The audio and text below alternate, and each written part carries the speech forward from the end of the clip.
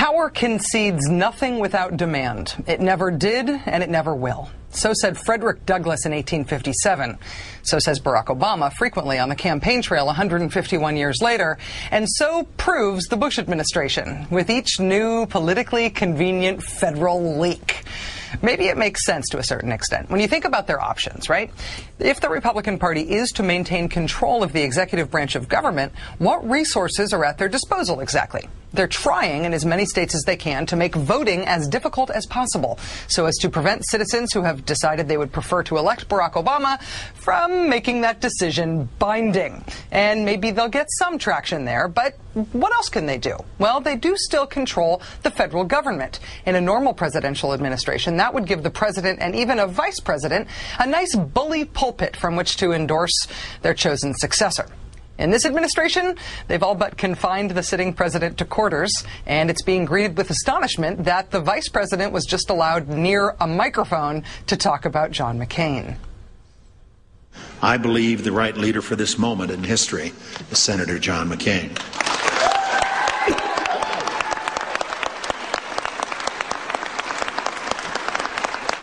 I particularly like the after-endorsement nasal rubbing.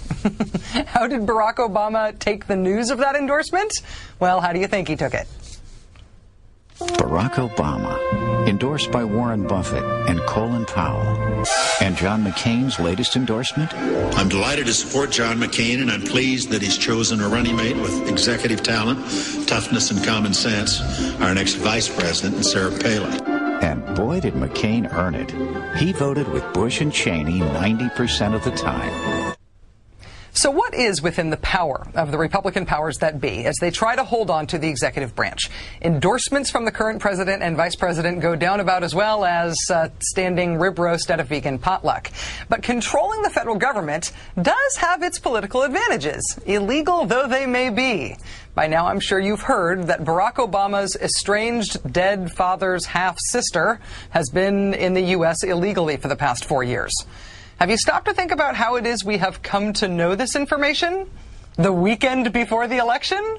Here's how the Associated Press says they got the story. Quote, information about the deportation case was disclosed and confirmed by two separate sources. One, a federal law enforcement official. The information they made available is known to officials in the federal government, but the AP could not establish whether anyone at a political level in the Bush administration or in the McCain campaign had been involved in its release. The information about Obama's aunt is known to officials in the federal government, at least one of whom has leaked it anonymously to the press the weekend before the election. Who leaked it? Who was the other anonymous source who confirmed the leak? We don't know yet. House Judiciary Committee Chairman John Conyers wrote Homeland Security Chief Michael Chertoff to request an investigation into the latest leak. What makes Conyers suspicious? Well, quoting from his letter, this was not the first leak of law enforcement information, apparently designed to influence the coming presidential election.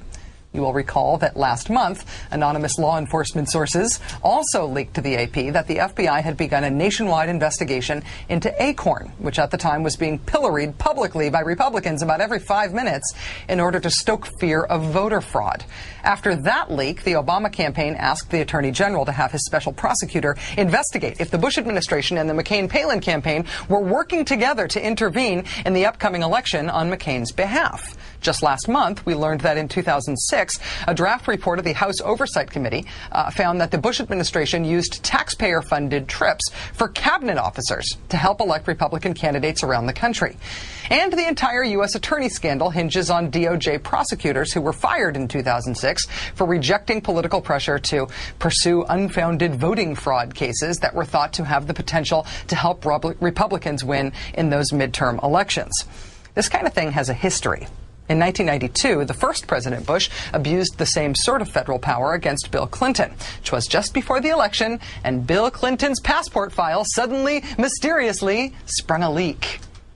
3 political cronies that were sent over lickety-split to delve into my passport files to see where I went 23 years ago. They should have just asked me. I'd have told them.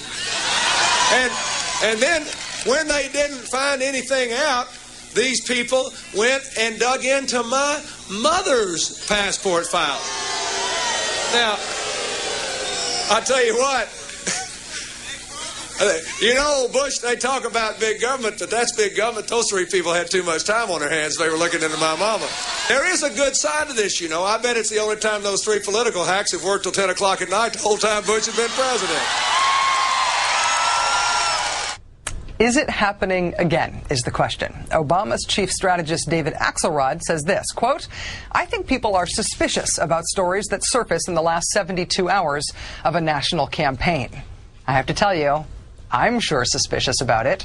Joining us now is Newsweek's investigative correspondent Michael Isikoff. Mike, thank you so much for joining us on a Sunday night. Good to be with you, Rachel.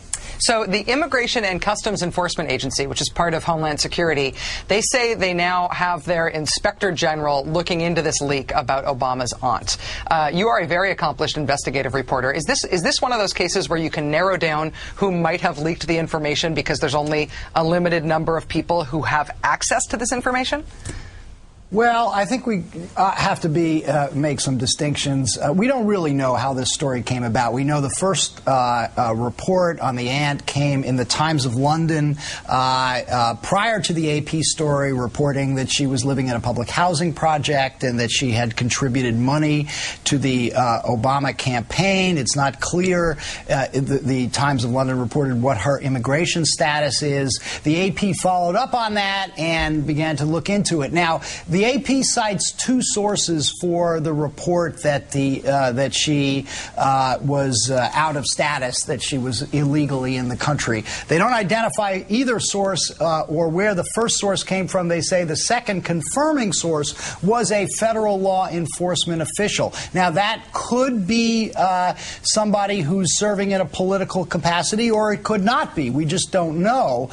What we do know is that there are some pretty strict laws governing dissemination of information about somebody's immigration status, and particularly when it relates to somebody who's an asylum seeker, because there is a real reason to keep those confidential. These are often people who are fleeing from tyrannical regimes, you know, who face potential reprisals if they don't get asylum. So there's a real legitimate reason to keep that information confidential.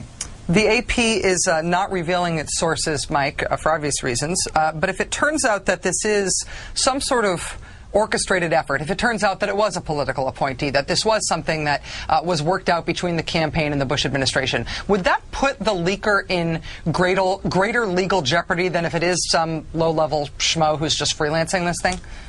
Yeah, sure. I mean, if there's an intent to do it with, for political purposes, that would give any prosecutor, if this were to go that route, more leverage to bring a case. But I should say, I mean, we ought to be cautious here and not be overly conspiratorial. We don't know, as somebody who's been, who makes his living trying to get information from people who are not supposed to give it to me, I know there are lots of different ways that these stories come about. So I'm not going to instantly assume that this was an orchestrated leak, but given the track record that you rather comprehensively laid out there, Rachel, particularly the context of the U.S. Attorney scandal and the report by the Inspector General showing the degree to which the Justice Department was politicized in this administration, the degree to which in the last election even efforts were made to bring vote fraud cases for political purposes and bring indictments in the case of David Iglesias on the eve of the election that would aid the Republican Party. There's